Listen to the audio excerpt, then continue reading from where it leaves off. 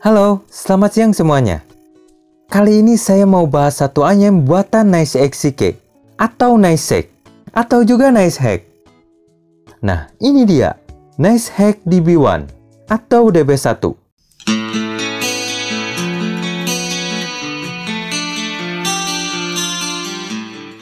Untuk packagingnya ini standar saja, tapi ada waifunya.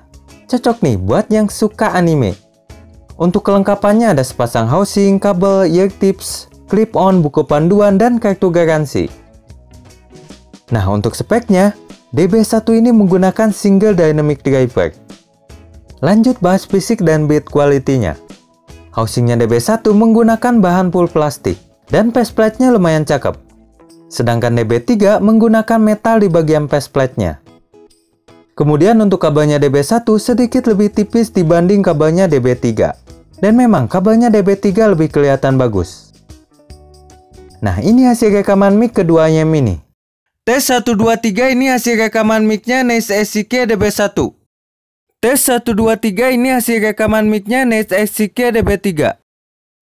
Lanjut bahas fittingnya. Kedua anyem ini fittingnya nyaman, soalnya ukuran housingnya juga seperti kebanyakan anyem. Tapi buat saya DB3 lebih nyaman.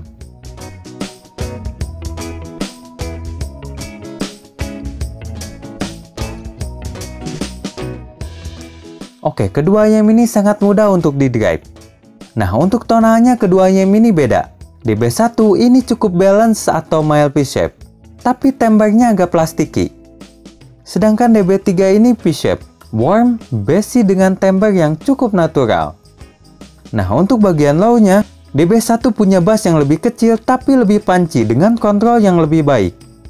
Sedangkan DB1 bassnya lebih gede, lebih deep, tapi sekaligus lebih boomy. Intinya lebih nampol lah, tapi bassnya ini masuk ke bagian mid.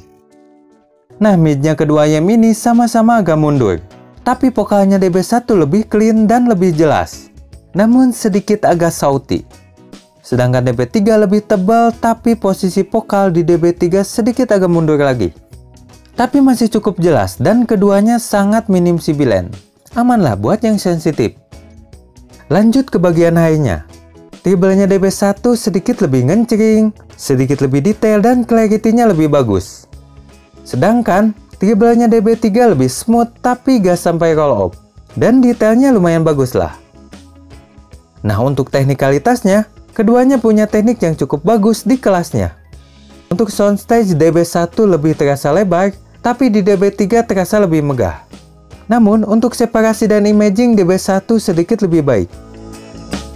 Lanjut dengan CCA-CRA. Tonal di CRA lebih V-shape, bassnya sedikit lebih gede, lebih deep, dan lebih punchy. Tapi kontrol bassnya sedikit lebih baik di DB1. Nah, untuk mid dan vokalnya, CRA lebih tipis dan nada sibilan. Sedangkan di DB1 agak sedikit sauti. Kemudian treble-nya. Di CRA lebih ngencring, lebih detail dengan ekstensi yang lebih baik.